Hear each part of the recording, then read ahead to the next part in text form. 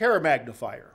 I ran into this phrase in reading a news report and analysis of a lot of the terror events that are a part of our life, unfortunately, in our world today.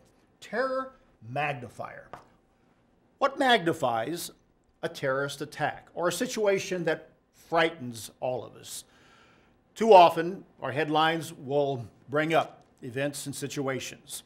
Just a few weeks ago, there was a shooting in Ottawa at the Canadian War Memorial, and the gunman shot a soldier at the memorial, ran into the Parliament building, and immediately there were all kinds of reports that there were several gunmen and many more people killed than actually took place, and it increased the fear that was beginning to spread through the Canadian capital.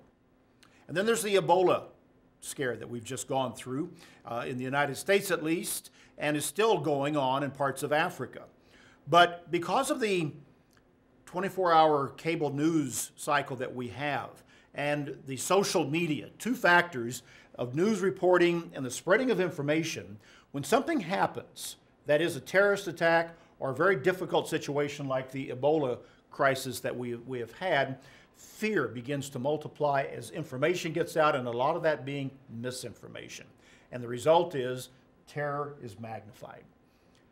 So it's a part of our world today. It's a part of our life. It's interesting, and we all need to be aware of it, and we also need to know how to manage it, because we watch our news, we are afraid of things that could happen, and if we're not careful, we can get carried away. Remember a number of years ago the Y2K phenomenon of people thinking that at the turn of the millennium that everything was going to be just upset because of the clocks and computers and disruption of culture and society. People stocked up on food and made extreme decisions that they had to live with afterwards because nothing happened. The hype didn't materialize. Life went on. Well, there are real terrorist attacks. There are real moments of crisis. We need to be concerned. We need to take appropriate measures if we are involved in any part of anything like that. But avoid irrational fear and keep a correct mindset. We've all seen the posters these days to keep calm and carry on. But there's a big lesson there. Be calm.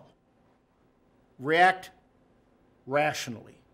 Think things through and don't get caught up in the hysteria and in the inappropriate fear that can be fanned into a big flame because of, again, social media or cable news networks and reports that come out like that when problems do happen. Be calm, take appropriate action, and don't fear. Don't take irrational fear. There's a statement about God's Spirit and the way God wants His children to act. In 2 Timothy chapter 1, it talks about God's Spirit being a spirit of a sound mind. And that's critically important to be able to live a balanced life that is not driven by fear or, in a very difficult situation, is not magnified because of misinformation. That's BT Daily. Join us next time.